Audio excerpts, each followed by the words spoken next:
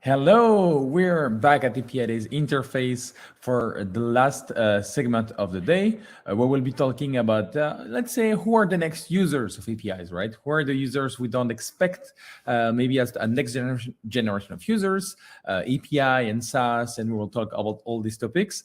Yeah, we will try to determine, like, what are the weak signals, like the trends who are we maybe not following directly, but like that's actually coming. So we will talk about the no-code mindset and the SaaS API mindset with Francis Lelong, CEO of Alegria.tech. So Francis, Hello. Nice to have you at the Apidays interface. So I invite you, yes, to share your slide. It's perfect. And yes, let's dive into what you have for us and continue the discussion. Yes, great. Thanks, and nice to meet you all here. It's a pleasure for me to present here today at the Apidays for the 10th anniversary. So my name is Francis Lelong. I'm the co-founder and CEO at Alegria Group. I'm worked for 25 years now in the digital industry. I'm the former founder and CEO of Sarenza.com, which is in Europe a copycat of Zappos. So my background is more B2C, e-commerce, and those kind of things. I will speak later about Alegria, what we are doing here, but just a short introduction, perhaps in just a couple of slides about what is no-code today and why everyone speaks about no-codes those days. Perhaps just two very important figures to begin, 3 important figures. The first one is a huge demand on digital applications, 5 million applications to create by 2025. It means not multiplied by 2 or 5 or 10, it's multiplied by 100 compared to the last decade. It's more applications to create than all time long in the software industry. So it's just huge, large demand, and specifically because of SMBs, which are going to automatize, digitalize a lot of part of their businesses. The second figure is the number of people who are developers, coders. Only 0.3% of the worldwide population knows how to code today. So it's very, very small amount of persons. And moreover, if you are looking at the repartition of the women and men in this population, you have only 15% of women. So all those persons have really the power to decide what kind of projects can emerge in the digital industry and which are the ones who are never going to live. It's a real problem. If you compare with the number of people who knows how to read or to write, it's 86% of the worldwide population who knows how to read, to count, to write. 0.3% is the number of people who knew how to read and to write 500 years ago. So we are in kind of this period in the digital years. It's really crazy how many people are really know how to code today. So the lack of developers is very high.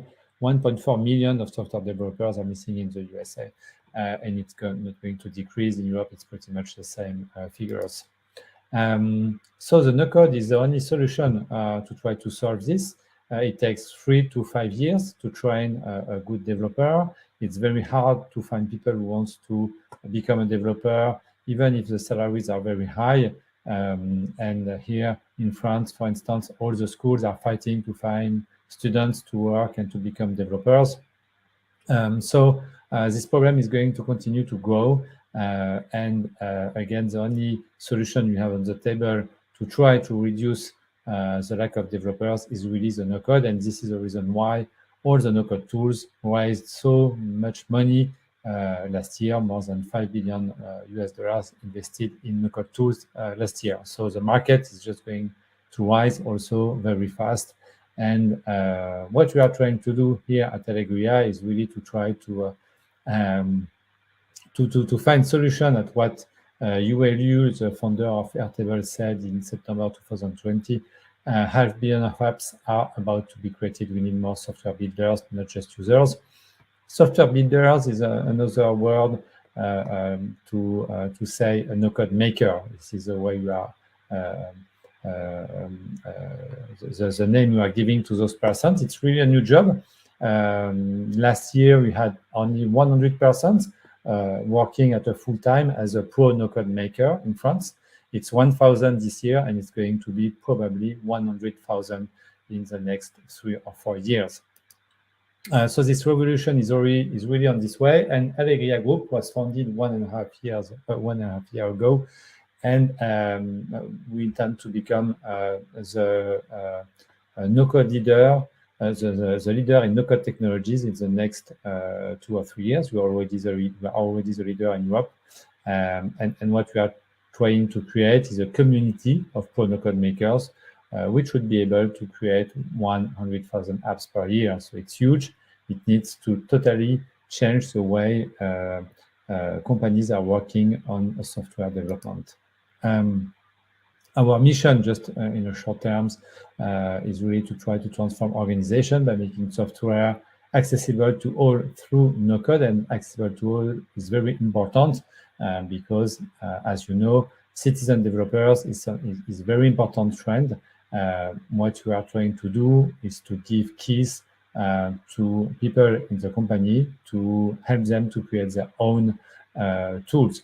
Our conviction here at Alegria is that it's really the time to replace Word, Excel, and PowerPoint, the Microsoft Office tool, which are 30 years old now, into the no-code tools, because they are the tools that the people need in the companies now to deliver value expected in a world where internet is everywhere. So to do this, we have 2 solutions. The first one, as I said previously, is really to create the largest pro no-code makers community in the world. And the second thing is to train professional makers, because what we understood last year is that we are creating another problem, and the new problem is the lack of pro no-code makers, the same difficulties that we could have with the developers. The good news is that we can train a pro no-code makers in 6 to 12 months compared to 3 to 5 years for a developer. And those guys can become pro no-code makers without any technical background, and they can produce from 70 to 80% of what a developer can do in a company. If we think about creating tools for business mainly, which is what the companies are looking for today. So let's speak about API. This is the idea of this meeting. What we noticed at Alegria is that we have a lot of tools today, a lot of new softwares, 1, 2, 3 new no-code tools are launched on Product Hunt on every day now. So we have more than 750 no-code tools on our catalog at Alegria. And mainly, why those tools are very interesting, because they have an open API or REST API in most of the times. And today we cannot recommend a tool to our customer if this tool is not open to be integrated in a large panel of other softwares to create a solution. If you are looking at all the software editors here in France, SaaS software editors, most of them don't have any API yet. For instance, if you are looking at Payfit, if you are looking at Alan or those kind of companies, they are very large companies here in France, but they are just thinking about how to connect their tools with other tools. Until now, most of the time, they are hard coding a connection with a partner, which is very long and very complicated. And you can really do this totally differently today using no-code. So what we are doing now, and what is important to understand in a world where also, as you know, it's very important to be integrated in an ecosystem of tools.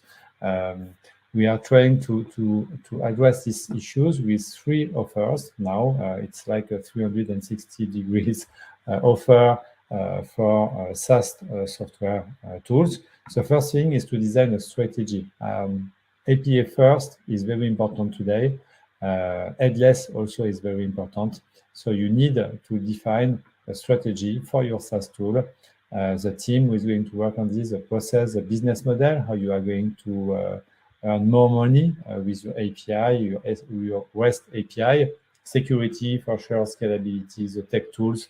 For instance, we are working with Conto, which is a fintech here in France, creating today all their connectors, their workflow connectors with our no-code makers. So it's in production. They have more than 400,000 customers, and all the connectors which are provided in the library of Conto are produced in the code today. But to be able to do this, first you need a strategy. The second part is to create those connectors with your tech team. The idea is really to go faster on the creation of workflows or on the connectors library you could need on your business. The idea for sure, most of the time, is to create with us 80% of the most demanding tools to connect with your SaaS. But we can also do bespoke for some customers. And this is the third part of our proposition to the SaaS editors, is really to help them to manage their API business. It could be like a customer service for the REST API for your customers. When you have a customer, we send a request for a connection with dedicated tools. And if you don't have done it yet, we could develop it with our no-code tools very fast in a very interesting cost for them. And for sure, it's creating a lot of loyalty. There's a study which was done, I guess, by Typeform, which said that when they open their REST API, they increased their sticky for 20%, between 15 to 20%. So it's very, very important to have this, because as you can guess, when your tool is connected to other tools in a tech environment at your customer, it's definitely more difficult to replace it by another tool because you will have to recreate all the connections. So it's very important to have it and to use it. So if you are focusing on integrating a REST API for your customers, it's something which is really not easy to do. Your customers need to have the specific tools.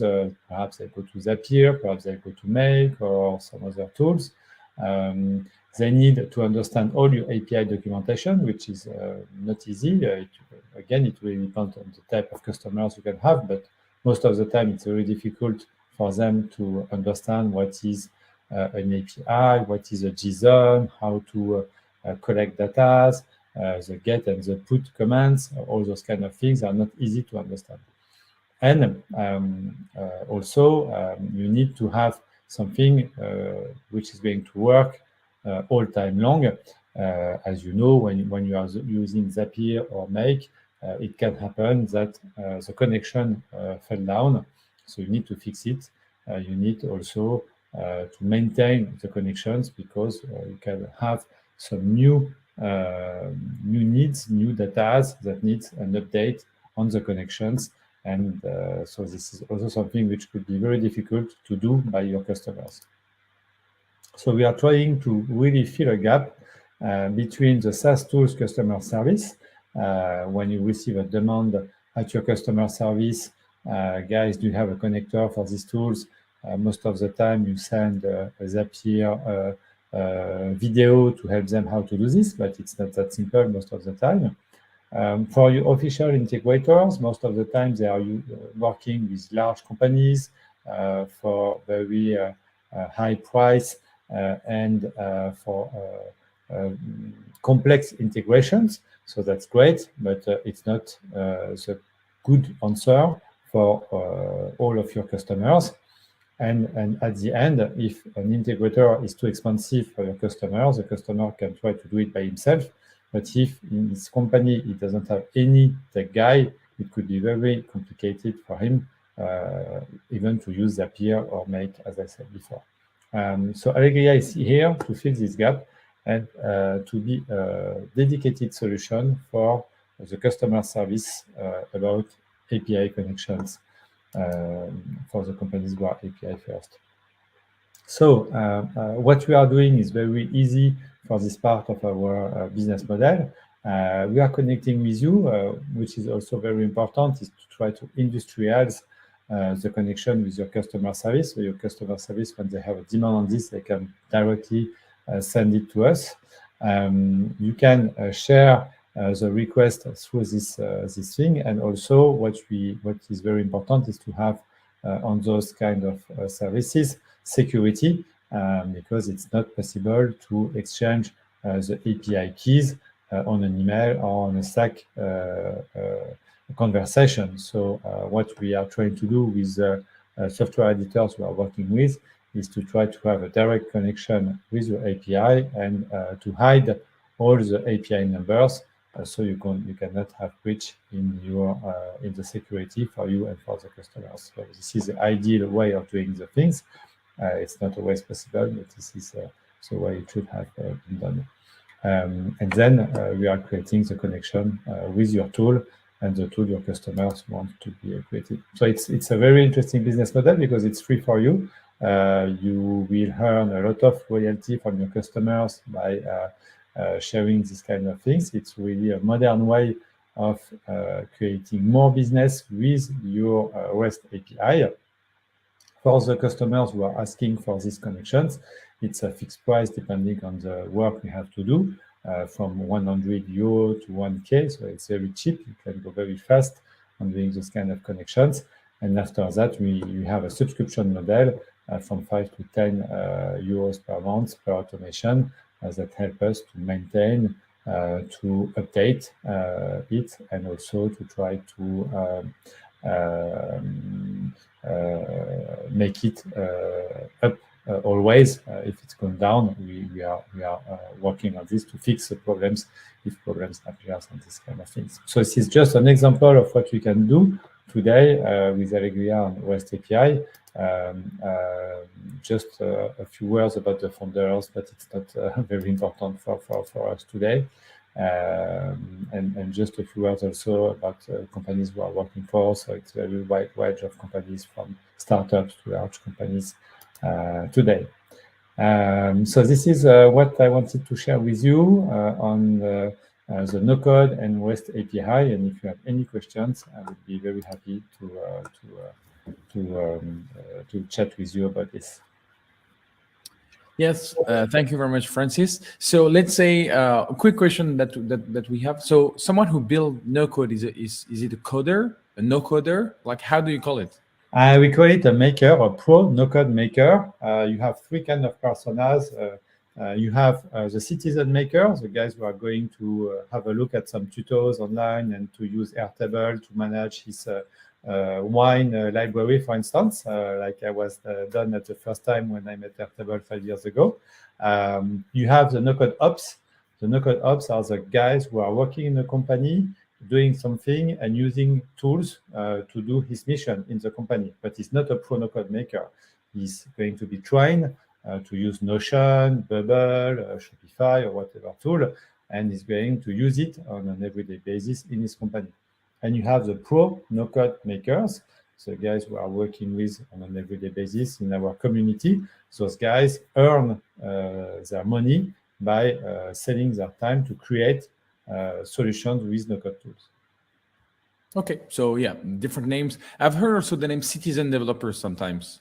Exactly, it's something which is very used by Microsoft, for instance, and some other low-code tools like Mendix, Petitblocks, and some others. So it's pretty much the same, but we are trying really to make a differentiation between all those kind of personas, because it's definitely different. But in a certain way, all the persons who are going to use no-code tools could be citizen developers.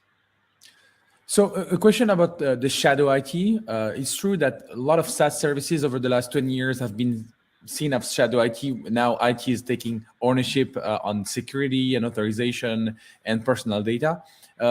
With the no-code tools, like is it still shadow IT, like when business teams don't want to talk to IT teams, or now is it governed now? Yeah, it's governed. It is the main difference between the shadow IT. The no-code is really a solution to reduce the shadow IT because, as you know, in a marketing team, for instance, if you need to create landing pages and the IT don't give any solutions for it, the guys are going to do it by themselves, and perhaps in a way which is not compliant with the security of the company. So when you want to go no-code, and if you are a large company, the first thing you have to do is really to define the governance and specifically securities, which kind of people can access to what kind of data, and all those rules. So it's no-code is really the beginning of the end of the shadow IT. But keep in mind that the persons who are doing shadow IT are very good people to move to no-code. Most of the time, they are the persons who introduce those tools in the company, asking the CTOs to allow them to use those tools.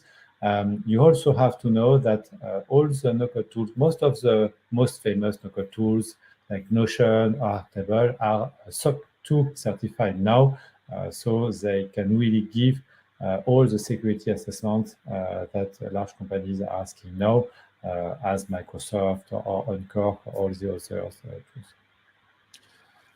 Yeah, so it seems like it was the IT department that was late and too long to respond. So business teams there were saying, okay, let's do the no code. But now it seems now they're able to govern it, so they can do it in a totally governed manner. We have a question about like the culture, the IT culture of the let's say makers or non-developers.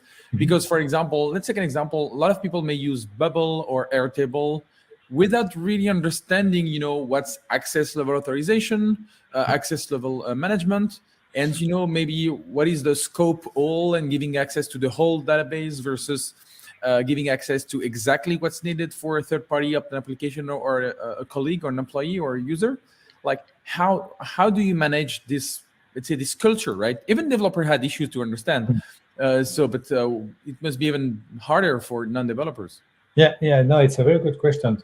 First of all, let me say that it's not always coming from the people from the company who is asking for no-code tools.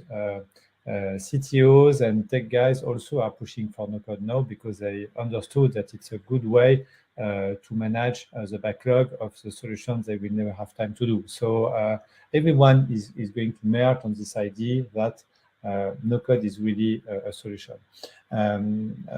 What you said is also very interesting because you need to train people. You need to find promoters of the no-code. You need to find the persons who are really early adopters of those tools, and you need to train people to learn how to use it and how to manage it. In France, we have a large company, SNCF, who developed more than 12,000 apps on Microsoft Power Platform. In 5 years, they have today 7,500 makers in the company who are trained to learn how to use the Power Platform out of 120,000 people. So it's roughly 8% of the company who is now trained on this.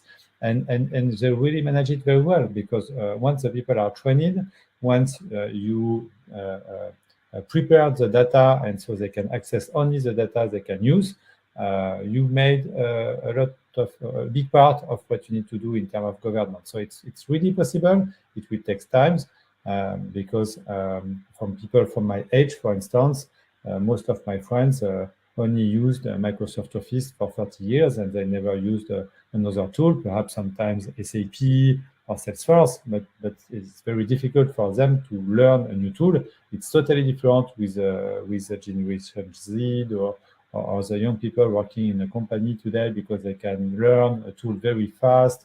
They have 20 tools they are using on an everyday basis. So this agility, we really need to accompany this because it's very important for them to be able to use the right tool for what they have to do. Yeah, I understand. So last question, is it does it take longer or shorter to train a no coder or a maker versus a junior software engineer? Yes, totally. And this is where the big thing is. In our academy, Allegri Academy is the first pro no-code maker school in the world. We launched it a couple of months ago. And what we know today is that it's true. It's definitely possible to train someone from 6 months to 1 year to become a pro no-code maker, compared to 3 to 5 years to become a real dev. So it's definitely much more faster, and moreover, which is also very important to say, it's more inclusive. We have 35% of people who are women who are applying to our school. We have 50% of women in our school, and we have people who are coming from very different kind of area in reconversion from very different kind of jobs before. So it's really open, it's really much more easy, and they can create great tools in companies for a very fast return on investment. Yeah, so it seems no code is can scale because of the ability of people to learn really fast. It can be secured because these platforms are SOC 2 certified. It seems it can be governed by the IT department. So yeah, definitely. And just last thing, but you said there's 0.3% of developers in the world, right? And actually, someone said this is the exact same number of the water we can drink versus the water we can't drink. Is 0.3% of potable water, drinkable water. Mm-hmm. So yeah, I don't know why they shared that, but maybe there is a That's interesting. Interesting comparison, but yes, it's crazy to know that in 2022, such a few people knows how to code. It's really a democratic problem, and today, because of no code, we can see emerging a lot of startups bootstrapped by people who have no tech competencies, and they can launch their company because of no code. So that's great, and it's very, very important to have those tools today to continue to innovate. Yeah, perfect, Francis. Thank you very much. It was a great introduction on the topic, and now thank you very much for being with us, Francis. And now we will have Matt McClarty, right, about knowledge workers in the world unite, low code, no code, and the future of digital businesses. So the first talk was a great introduction. So Matt is Global Field CTO and VP at MuleSoft. Hello, Matt. How are you? Eddie, what's up? Good to see you. Good to see you. We have a panel right after with some API folks, but first, let's talk about knowledge workers of the world unite. Yes, that's my big title here, and this is a brand new talk. That was a great segue from Francis's talk there, because I think he covered a lot in a very specific detail about what I want to talk about. And the only thing I'll say is I kind of went all in on this low code term. He was using no code. They can be sort of synonymous, right? But I want to talk big context here around what that talk was really about, which is to say, like, what's going on here? We in the API community, I think for a long time have been, promoting this idea of consumability and focusing on consumers. Well, now there's this whole new category of tooling, which kind of gets to that heart of how do we make digital components as consumable as possible. So that's what I want to talk about. I'm Matt McClarty. I'm at MuleSoft, Global Field CTO. I lead a group called the Digital Transformation Office, and I'm working on a daily basis with big organizations who are going through digital transformations. And, there's a lot of common patterns that we see. So this is it's a macro talk. I'm not going to get into specifics on tools or anything like that. So I'm just hoping you'll come along with me on this journey. So where I want to start is, if low code is the answer, what's the question? Right? Because I think in the tech field, we like to start with the tools, but maybe that's not always the best place to start. And, I think what I'm seeing, the reality I'm seeing, and I think the data bears it out in terms of companies that are out there, is, look, we all get that we're in this digital era now. Digital economy is running strong. There's hiccups, but the future of growth in business, so much of it is around digital opportunities, digital channels. And so, It can be anywhere from, hey, we want to be personalizing our customer experiences through data. We want to take advantage of machine learning and automating things and, using all this contextual information we have to just make things better and more optimized. We want to have new device channels. We want to be more data driven, even in our decision making. And we have all these digital ecosystems that we can plug into and find new ways of making money, new business models. And all that's great. And everybody accepts that and understands that. But we kind of hit a wall. Like, there have been studies done showing that the majority of money spent, the vast majority of money being spent on digital transformation, kind of runs up against, fits and starts and failures. And we have all these issues that we're dealing with, right? Developers, we just talked about that 0.3%, right? They're burning out. They're overwhelmed with demand. We heard about, Francis mentioned that CTOs and CIOs are saying, hey, we want no-code tools because, we can't keep up with the demand. As we build things, we layer on more technical debt. It becomes increasingly hard to pull pieces out, migrate things.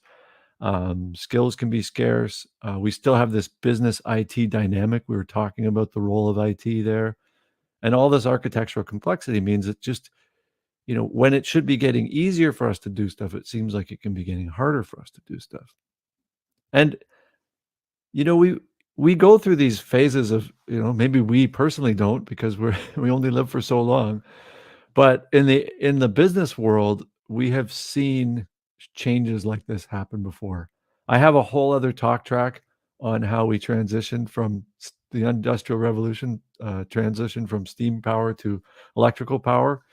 But here I want to just kind of focus on how things are being built in the previous era of big business around mass manufacturing and distribution, right? If we look at the automotive industry kind of as our template, we had cars were invented and they were kind of built in a garage, and you'd have one person getting all the pieces, putting it all together, a real serious craftsperson who could build a car, and they would go out in 1890 or whatever it was, and here's the first Benz, I think, electric wagon or whatever it was called on the left.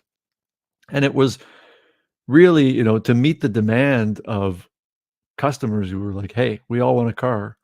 We had the assembly line came out. And the assembly line was all about mass manufacturing and division of labor and being able to actually make automaking jobs the middle class job, the one of the most popular jobs that a person could have in the 20th century, right? I mean, hey, times change there too. But the point here is, in terms of meeting the scale needed for the potential of the mass manufacturing economy, we had to come up with new ways of work. We had to divide the work. We had to empower the masses to be part of building the products, right? And I don't think we're there yet when it comes to software, right? If we're only tapping 0.3% of the population to do the work, and all the growth and all of the opportunities in the digital space, there's a problem here.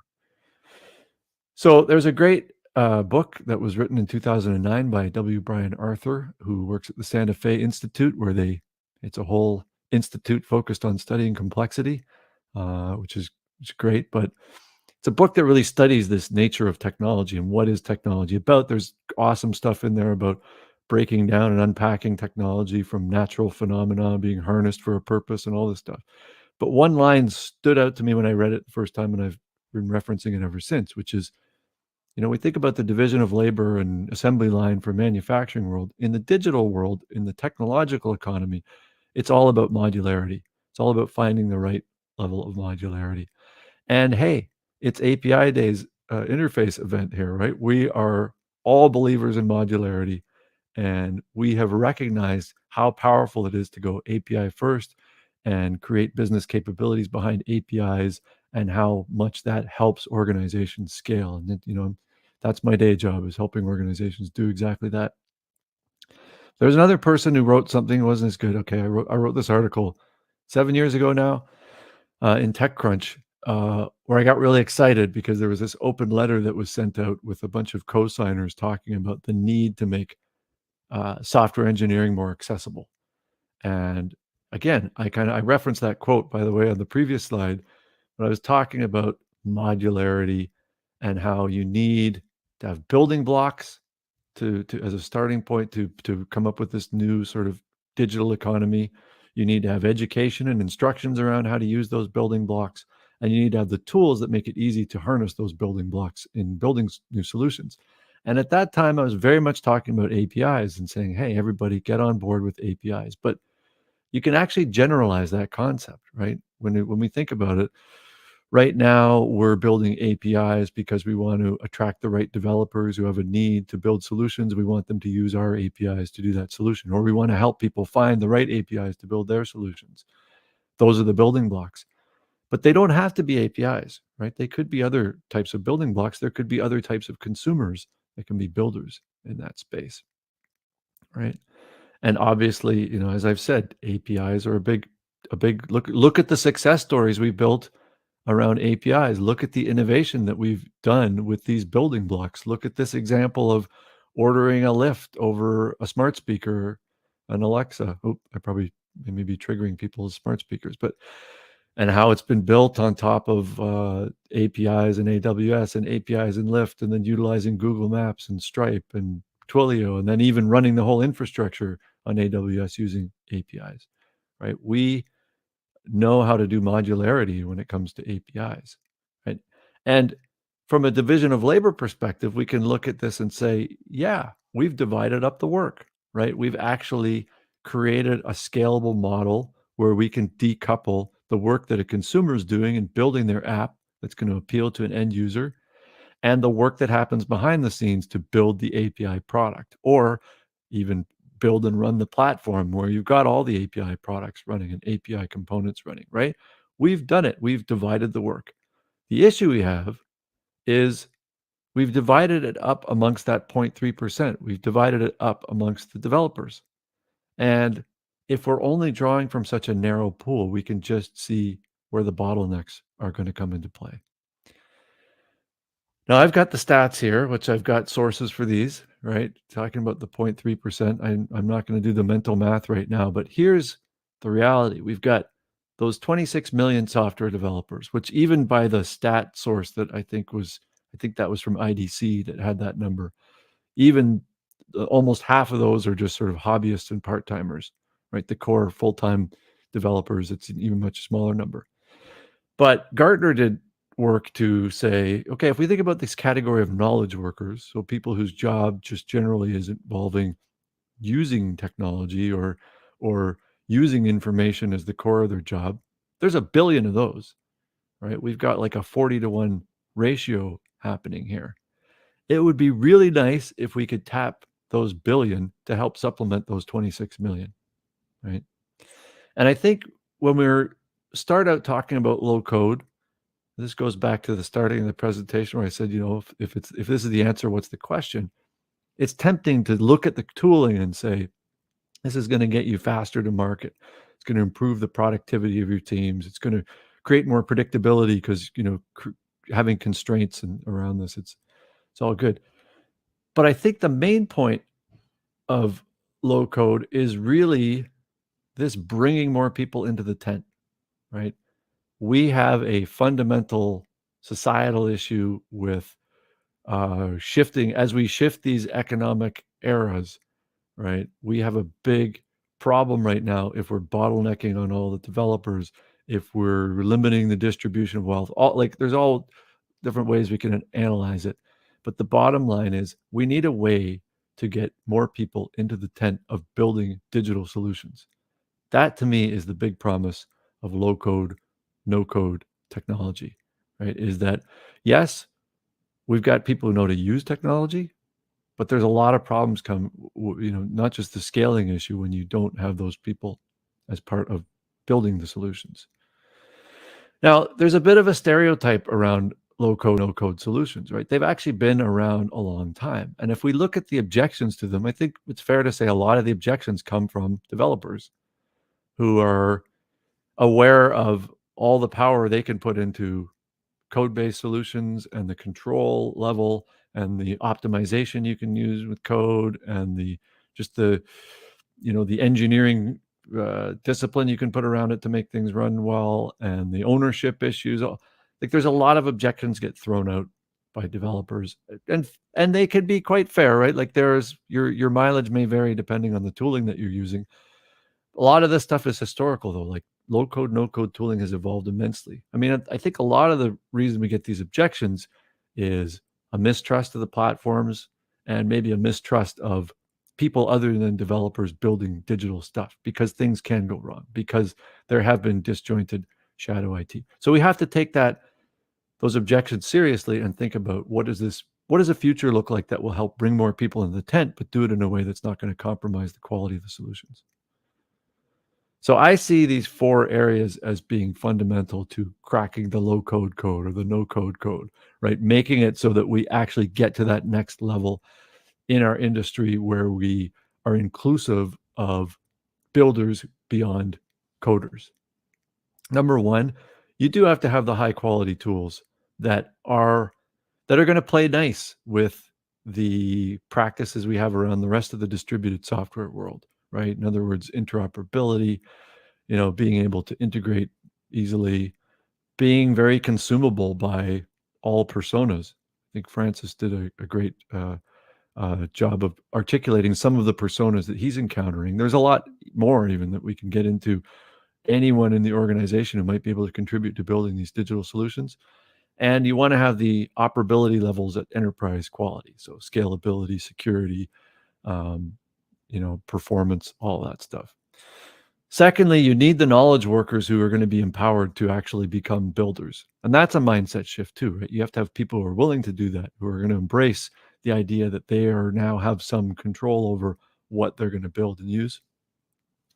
And the developers have to be on board with it, right? The responsibilities, I think, for the hardcore developers will shift to being the experts in the room, to being the enablers of the knowledge workers, but also to really take care of those system level concerns that require the deeper engineering practices around creating the platform, managing the platform, looking at the dependencies and the linkages and interactions between all the components in there.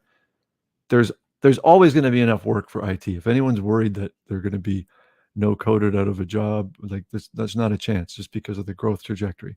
And then finally, bringing this all together with a new operating model that allows you to balance out the different types of work that are going on and make everyone play nice. So this is my view of what's needed. I'm going to do a little illustration here, and this is sort of, there's like no code, low code is a huge category of tooling. So I'm going to take a very specific view of the world. And what I'm hoping to achieve, like if we look at that operating model in a little more detail, right? This is, I admit, this is idealistic. But if you think about developers and IT on one hand and the knowledge workers on the other hand, this is really about IT empowering the knowledge workers with the tools. In this case, I'm going to use a concept called composable connectors. This is something that, within MuleSoft, and in our methodology around helping organizations drive API-led connectivity, our approach is to look at how we can provide low-code connectors that will allow non-developers, non-coders to go out and actually create connected workflows that allow them to do their jobs more easily. So that's my example of a low-code tooling, giving that to the knowledge workers, having them create those workflows, those automations, which then gets fed into the IT team and the developer team, who can then do analysis around that, find out, first of all, what do these people care about? What are they working on? And then really think about what can be, what else can be offered in that area, what can be optimized in that area, and then providing more optimized connectors back to the knowledge workers, who can then, again, do their work. And we have line of sight in IT. So I think, I can picture this feedback loop or this virtuous circle where instead of it just being, requirements being thrown over the wall from business to IT, or in some cases, especially with knowledge workers who are out there on the front lines in the field, their channel to communicate their needs to IT today can be very convoluted and go through many different filters and create a broken telephone effect. So, this is just really direct communication. It's really kind of agile spirit here around how this can all work. So I'll use an example, and I brought up the automotive example early on. Imagine a automotive company who's got a dealer network, and in all of their different dealer instances, maybe they have their own CRM instances where they've got administrators in the dealership. They're the IT people on site, but they're not really full-blown coding IT. And then you've got their users who are the sales staff in the dealership. Imagine you were to offer them just some simple connectors like, here's a way to find out about inventory. Here's a way to find out about how to book services, services for vehicles. Here's a way to find out information on financing, right? That would allow these sales administrators to build some workflows that would help those sales staff go out and do things like confirm that you have a new vehicle on the lot, or find a new, initiate service for a new customer vehicle, or initiate financing, at the time that a customer wants to make the purchase, right? They could string together some workflow, make that dealership's life a lot easier. Things that used to require a lot of phone calls or conversations, they can automate that process. This is fairly straightforward, and we can see where we're actually connecting. We're actually using APIs in conjunction with these connectors, low-code connectors, to make that work. Well, over some time down the road, that's useful right out of the gate. But down the road, as IT gets in the loop and they start analyzing things, they can actually say, you know what? We noticed that those three services are being used in conjunction a lot. Maybe we can offer a process, an API and a process, and an associated connector that makes it really easy for you to just complete a sale. And in that process, you would check the inventory, book the initial servicing, and confirm the financing all in one go.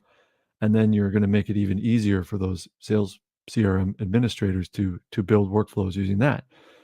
That then opens up even more possibilities, right? That process might be reusable if you wanted to start selling cars online more, right? Something that I'm sure dealerships are very afraid of, but for the company could be very helpful if you wanted to open up a new channel there. Furthermore, you could find that, we noticed that in this process, the admin could say, that stuff was really useful that you gave me to build that workflow. But one thing that was missing is a lot of times people want to trade their vehicle in.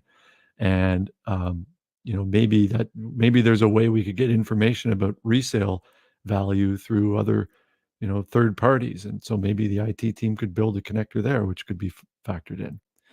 So, the future I see is not so much that IT gets replaced and developers are put out of jobs because we've got these new cool no-code, low-code tools.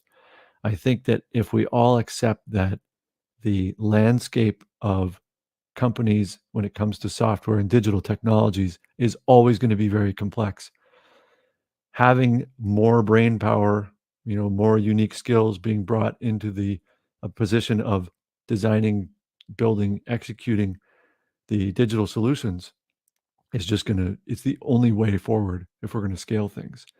And I think that the companies that are able to empower those knowledge workers, but do it in a way that still gets the most out of their true hardcore software engineering teams, are the ones who are going to find the right balance and succeed the most.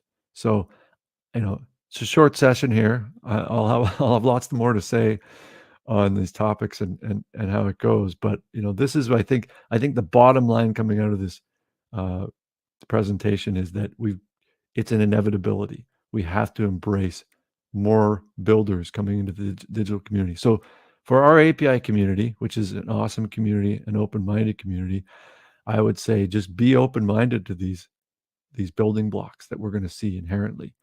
Be welcoming to a new community of digital builders, right? At the same time, you are technical experts as well. Be skeptical and vet the tooling that comes in, right? Make sure they continually are improved and live up to the quality standards that are required for enterprise technology. Consider what that operating model is going to look like in your companies or the companies that you work with. And I think that this idea of knowledge worker is a pretty broad brush, right? So I like the way Francis was articulating certain personas. I think there are going to be some pretty common ones that we see that we can start to figure out who the people are that are going to be the most effective builders, what are their roles, what are their skills, so we can build the tools for them. That's it. I'll stop sharing now so I can go back and see Mehdi. Thank you, Matt. Just one question before the panel with some some usual suspects of the API space. Just one question. So MuleSoft has evangelized this really core API, process APIs, experience APIs, and now we will have, let's say, probably no code orchestration, triggering, whatever mixing tool, right? It seems we are able to enable more people on the closest to the customer, right? They're closer to the customer more than ever. Like experience APIs was really the end layer. Now it's even business citizen developers, right? And the other point is that in his book, Jeff Lawson, Ask Your Developers, he said developers are really creative minds, and creative persons can build applications that have a lot of value, but maybe the business is also about a lot of creative person who know really well the customer needs. And so if they're able to build the apps themselves, at least components, or it's a huge amount of value that can be liberated, right? Completely. Just think about, and I think we all have agendas with the things that we write, right? We know we know the agenda of that book. It's a great book, but yes, there are a lot of creative developers. There are a lot of developers though who are very, very much engineers and optimizers, right? So it's not like the developer personality is always inherently creative. It's because there's a big population of developers who are creative because there's a big population of people who are creative. But think of all the creative people, to your point, that are not in the loop right now because they don't have that level of technical acumen. And I think that even not just focusing on just creativity, but even just knowing the business, right? Think about how much, if you put tools in the hands of people who are on the front lines executing things, the power there. Like we've always seen this in the API community, right? Where we could, as much as we may think we understand what's going on, you put an API out there and let people just play with it. There are always ideas that you never would have thought of that afterwards it's like total sense. Oh, of course, that's what they would want to use this for. Same thing here, right? You're gonna reach a much bigger population. So we were limiting creativity to developers because they were only one being able to build application. Now we will liberate total creativity because everybody will be able to generate value, right? That's definitely the idea. So I propose we liberate also the creativity of this discussion by inviting more people. Yes. for the panel. Into the tent. Let's invite Mike and Irakli on stage. Hello, Mike. Hello, Irakli. Hey. There's a couple of creative people. Hey guys. Yes, a couple of creative people there. Just also to say for people who will see the panel, we also asked some female potential speakers to attend. They were not available, but just to we have this Women API program. We really tried, but let's say no one was available, at least in the people we tried to. But yes, we're really glad to have you, Irakli, Mike, Matt, and I. We also had invited Eric, also, who is like the old API Academy members, right? At the time, we all wrote books together, right? So there's also one reason for us to all be there. So yeah, I think the last time we were all in the same room was like five years. Oh yeah. 4 years ago. So I've lost all sense of time. Yeah, too long. But yeah, so again, as I said, in Paris, we will invite you to be there. So we'll try to solve that issue. But for now, within the last time we met all together, it was like 4 or 5 years ago. What does have changed except our job positions? What's changed? What's not changed? Yeah, in the last 4 or 5 years. It's let's say in the API space, at least in this industry, we're loving and fighting to see it continue in a good way, at least. What has that changed? Is the culture have changed really? Is it the peak, like the API economy we have been talking about over the last 15 years? Is it really coming now? Is it this year? So yeah. I don't know. Well, I'll just volunteer that, to talk seriously about this. In the last several years, when I just look at this event and I look at other API Days events and other events around the globe, I see so much more talk about design, so much more talk about products, so much more talk about business, all in the same API, under the same API banner. To me, that's a big change. That's a cultural change. This track here, right, is talking about bringing more people under the tent, to use in Matt's example, to really think about who else can contribute in meaningful ways. And I think that's a big difference. And I think that's reflected in some of the training and some of the advice, and it's starting to get reflected in the tooling. I think tooling, as ever, is way behind, but that's what I see. I see a lot more business than I used to. I see You the reckon? same. You know, Oh, sorry. No, please no, go ahead. I'm just going to back up. I see the same. It could be, you know, personal bias, but based on who I'm talking to these days, but definitely, and seeing some good returns as well for companies who are down that curve. But yes, Irakli. Well, I'm going to be a little bit more specific. And one of the things that I have seen, I mean, obviously there is significant switch over to more loosely coupled interfaces, right? So GraphQL is definitely a way bigger player than what, like 5 years ago, it was like all about REST. But also, I see a lot of move away from APIs. I see in my space, a lot of work is moving to data streams. So it's not all about the single vendor, but like Kafka has kind of become the de facto representation of the API streams, data streams. And honestly, a lot of things that we would do before with APIs are now done as Kafka streams. So Avro, Kafka, those things are replacing some areas where APIs would be seen traditionally. But so you're saying that an event-based interaction is not an API? No, I'm not saying that. I'm just saying the way we express the interfaces has evolved, and it's not all about the RESTful APIs anymore. Yeah, I definitely see there's a huge increase in people I talk to asking about experimenting with event-driven services and streaming services. And one of the things that keeps coming up is there's a lot more understanding about the passage of time. You know, when you do these streaming things, you realize things are always happening at some place, somewhere. You have to deal with the idea of concurrency and eventual consistency and all these other things that are much more abstract. And I think that's definitely a change as well. And I think that's one of the reasons, Irakli, you would know this more than I, because you're right there.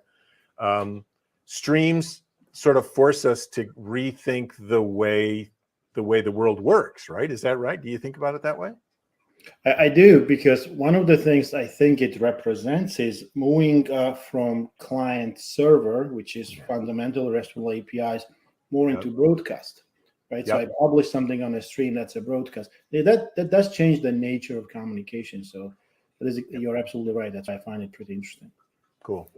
Is it the story of software, like, from synchronous to asynchronous to synchronous again and asynchronous again, and also this monolith versus services versus monolith again versus services again and microservices again, right? So it seems like it's just a new era. We're going for 20 years of this, and in 20 years we will say, oh, we have this new technology that gathers everything, that makes polling so much more efficient, right? So, and asynchronous is to whatever, it will happen like that.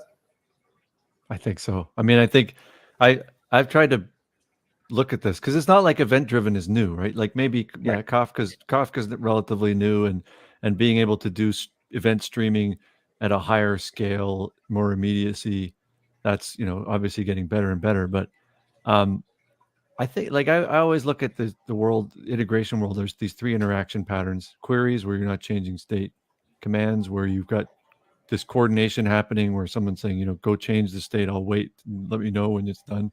And then the events, which are more post state change.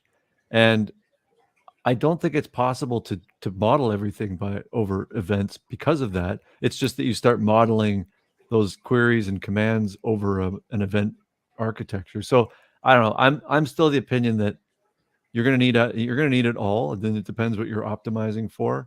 I think one thing, though, specifically on event-driven, is it's good. There's so much maturity and robustness around the metadata side of RESTful APIs.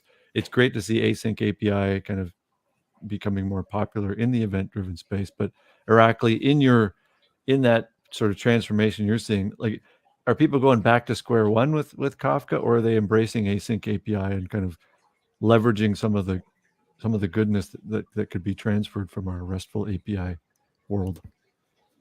No, it is definitely about event-driven, and I don't think that synchronous is getting squeezed out. I think that synchronous is still very much something that you need for certain use cases. But another thing that I think is happening, or I see happening, is for the synchronous payloads, people are becoming more comfortable generally with like eventual consistency, asynchronous, stream-based in certain areas. And in the areas where you cannot be comfortable with it, things are getting really tight. So for the synchronous use cases, the budget for latency is getting smaller and smaller. So that's also very interesting to observe, because what that means that some of those intermediary solutions concepts like hybrid cloud, you can have some things running on-prem, some things running in the like public cloud, is becoming increasingly problematic, right? Because if you're trying to squeeze the execution of something in 100 milliseconds and you're spending like 80 of that in interconnectivity of public cloud with private cloud, it's not going to end well. Yeah, this I think we've talked about this before. Time suddenly becomes an architectural element in your design, right? Like, this is going to cost me time. This is going to be far away. This is going to take time to resolve. That's going to change the way I decide what technology to use. And I think one of the advantages of the newer breeds of event-driven systems is they're so much more effective and efficient with time. I think that's one of the reasons we're doing them more often. I know I've talked about this at API Days before, that we're going to eventually be leading into this autonomic space where it's not just autonomy, but systems sort of take care of themselves. We've taken a couple of runs at this, to use Matt's example of sort of cyclical. And I think when you're trying to keep an equilibrium, when you're trying to balance things, you need a short window of time for these events. Whether you're managing devices like temperature sensors or motion detectors or anything like that, or just trying to do trades on a market, or just keep track of customer orders, you're going to have to kind of have a system that knows how to keep a balance and stay healthy on its own. That's totally event driven. Even if I do commands, sort of like, changing the way the system works, I'm going to have to wait for the feedback from all those events to figure out if it's right. So I think we're inevitably getting into that space, and time is of the essence so much more than it used to be. And just for I don't know if it's a fun story or not, but I was talking to an enterprise architect where we're talking about time and efficiency, and he said, and I was asking to him, like, what's your top performance about messaging, and where when you get communication, and he say, oh, we're the fastest possible, and I say, okay, what it is, like 10 milliseconds? I say, no, it's long. I say, one? I say, no, less than 1 millisecond, really, like 100 microseconds? I say, like, no. I say, wait. I say, like zero? He said, no, below that zero. I say, how do you do that? Below zero.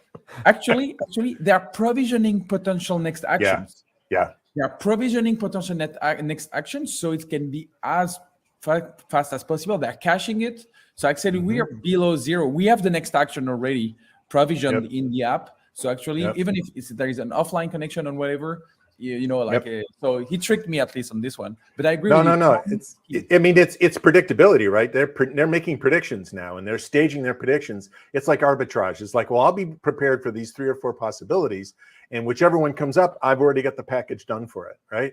And that's optimization at a completely different level. That's actually how our brains work, right? We sort of predict what the other person's going to do. Like when 2 people are walking and they kind of bump into each other, lousy prediction, right? Oops, okay, they kind of do this way. So this is getting into the computing space, and I love it. I knew you were going to say that, Mike. I predicted it. There you go. See, there you go. Yeah, that's good. Let's say on the business side, just a few things. Many over the last 5 years, many regulations: open banking, open insurance, personal data like GDPR, CCPA, ColoPA, VCDPA in the US. Like now, Utah has a privacy regulation. We have the FHIR, the HIPAA, the whatever. All are pushing at some point APIs, right? APIs or API protocols. We have a lot of open source tooling. API management has been a commodity. Like, it has changed a lot. Now, API security solutions are saying that API gateways are obsolete. A lot of things have changed. I will ask you, like, also on your side, did you see a mindset change also? Why I'm saying that is because at least in Europe, we have so many new API product managers who are junior. They are junior. They are just out of school. They are promoted API product manager, where 7 years ago, it was a 10 years old, let's say in the industry, architects or product manager. Like it seems even the knowledge on APIs is a commodity, at least, even on the business side. Do you feel it? Well, I was going to actually tee off on the security thing, which is that in spite of all that, the API security mindset is still, that's the thing that hasn't evolved nearly enough, right? Like we still see it, we can scream about it all day. Like, you got to protect things, and just, we still see breaches all the time. And I just, so maybe that's because we have too many junior product managers. I don't know, but I doubt it because it's been there forever. I'll just say two things. I don't think we have enough regulation, and the regulations that we have aren't enforced. So this goes into AI and machine learning, as well as all the other kinds of prediction, which is evolving around security and everything else. So I think we're going to see more and more of that. In terms of mindset, I definitely see a new crop of people when I'm talking to companies. There are people who know a lot about product management, but not so much about APIs. But they're going to be in charge of an API catalog. They're going to be product managers of a suite of products. This is an entirely new set of skills, an entirely new set of people.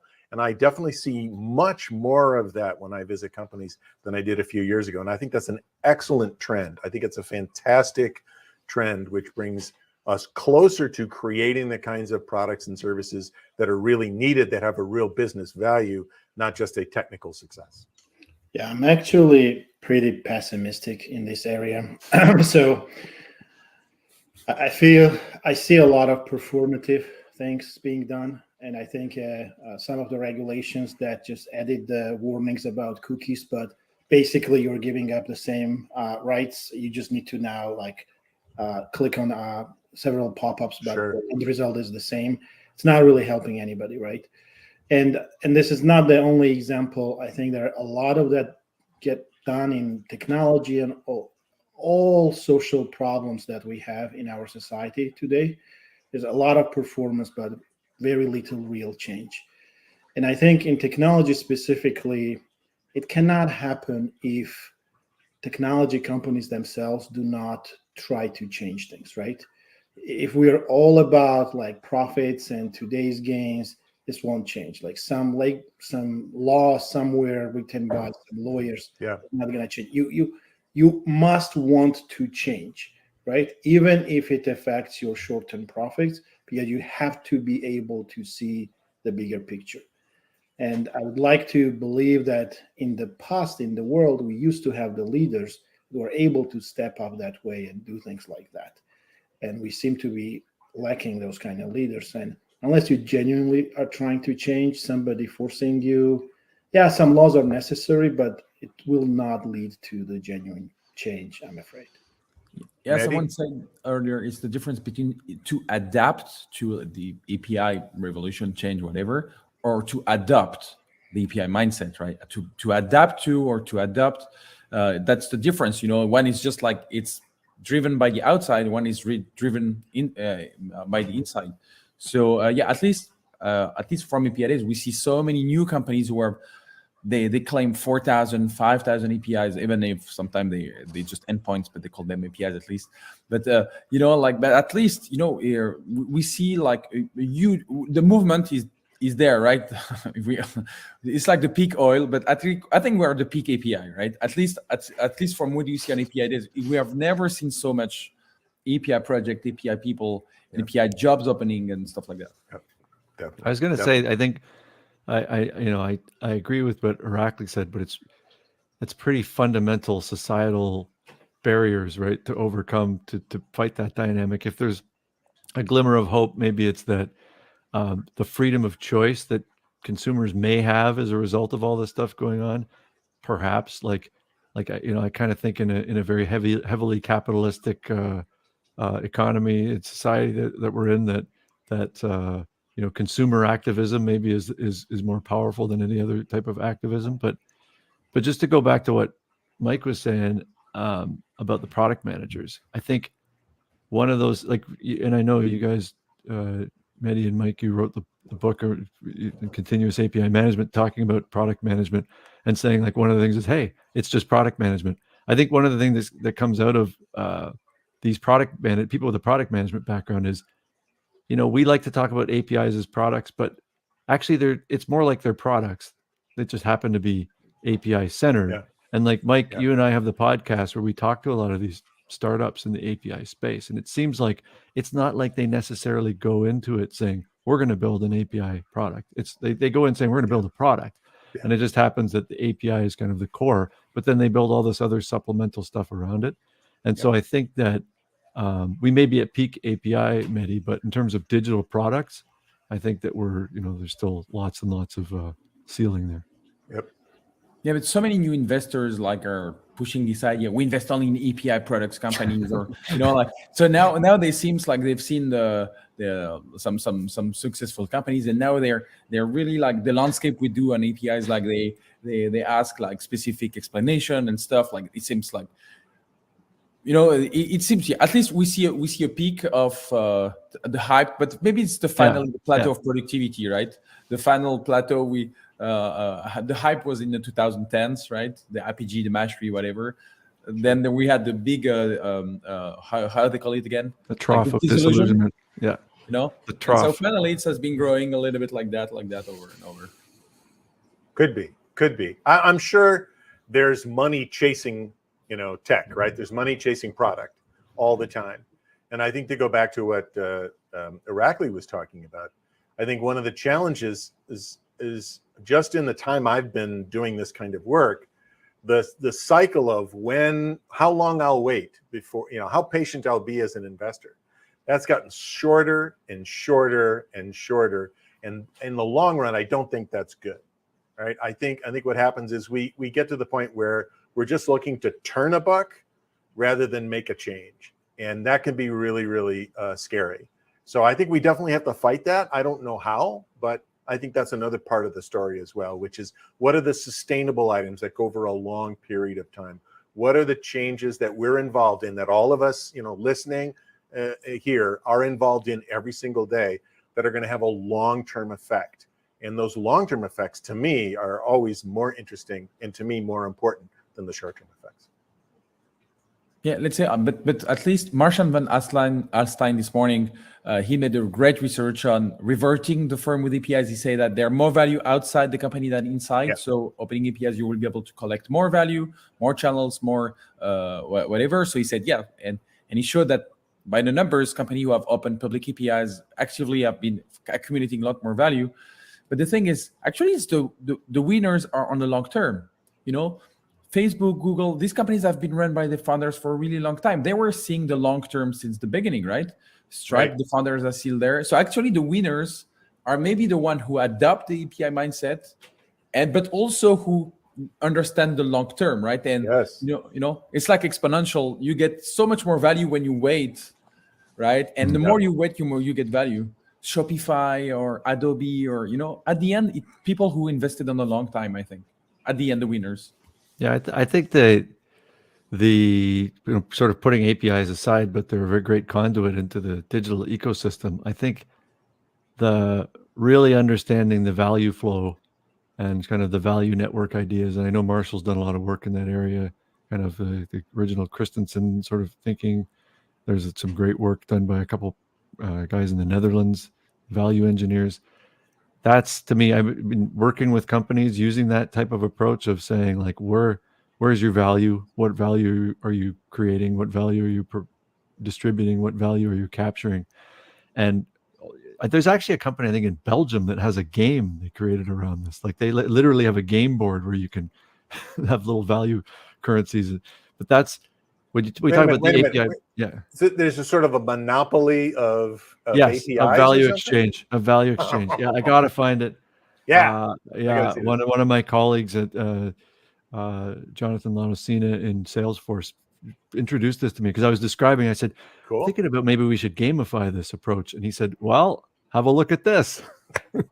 Cool. So, yeah, I'll share the link on that afterwards. But like it's actually a massive strategy tool to say, okay, to your point, Mehdi, and to Marshall's talk, where's all the value out there? How can I capture it? what am I going to exchange to capture that value? How am I going to create more value from it? That's the game. I mean, APIs are just sort of a conduit in the game, but I think there's a lot to be done there. And I think just because of the immediacy of how quickly we can exchange information in the digital economy and how cheap it is if we're web connected, I think that's why we're in a totally different era of business.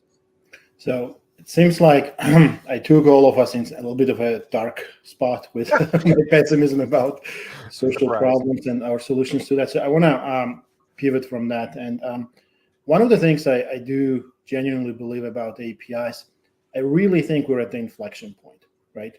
So the last 10 plus years have been, there's some magic about APIs. Let's API-fy everything. Just invented a new word, right? So let's make everything into APIs. So it was all about more APIs, the better. But now I think we're getting to the point where, we have a lot of APIs, right? And the consumer appetite for waiting, this value of time, like everything needs to be instantaneous, is really hitting us.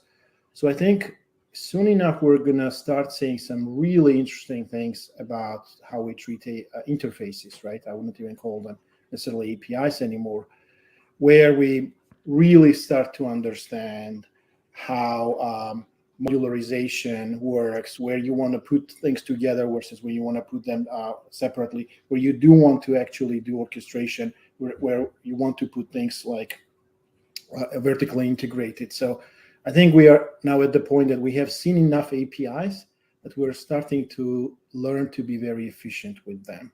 We're not there yet, but I think some really, really interesting things will come out in the next 3 to 5 years.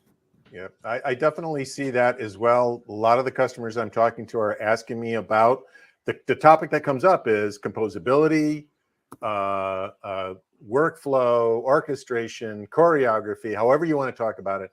And I think we may have like a lot of bottled up or pent up demand in this space. And like you said, we could have some really creative breakout ideas that have a lot to do with how we actually can build new things with just the interfaces, how we design on interfaces rather than just services. I think you're right. So we have 1 minute to wrap up. If every one of us wants to take a last word about last word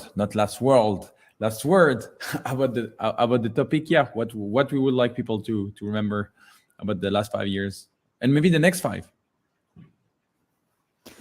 Okay, data is coming.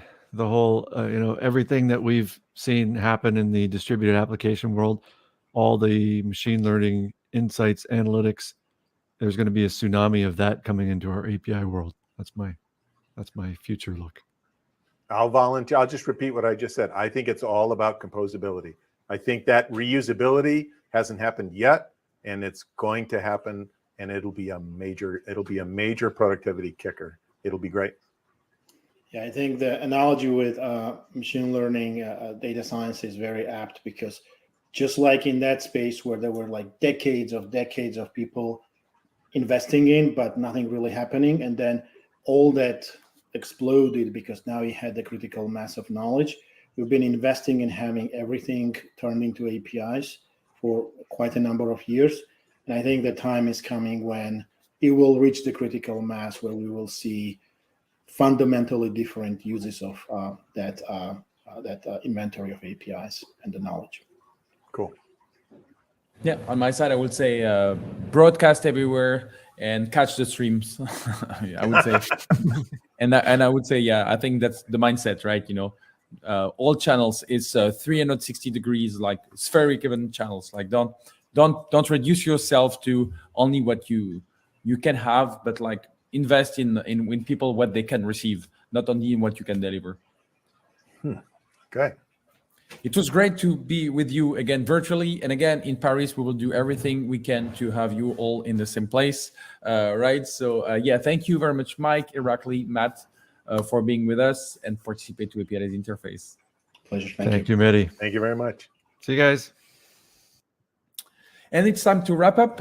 Yeah, thank you very much. It was a great day one. I hope you enjoyed all the talks and discussions. We really went from, let's say, streams, We really went from the economics aspect with Martian van Alstein at the beginning, right? Deep research, then the state of the API industry, and then different streams, right? On the API business level, product, partnerships, platforms, ecosystems, and monetization, to finally end on the no-code and next generation of builders with APIs. On the tech part, we're talking about the new tech stack, API lifecycle management, developer experience, with a lot of roundtable and workshops. And tomorrow, we will talk about different parts, specific Open API specifications, standards, GraphQL. We'll talk about also what's happening in the crypto world with APIs. So yeah, I invite you to join us tomorrow at 9 a.m. Pacific time. Yes, just to tell you, it will be streamed in like almost like a few 20 minutes, 30 minutes in Asia Pacific time zone, and in 8 hours in European time zone. So yeah, thank you very much for being with us, and see you tomorrow for the second part of the program. Enjoy.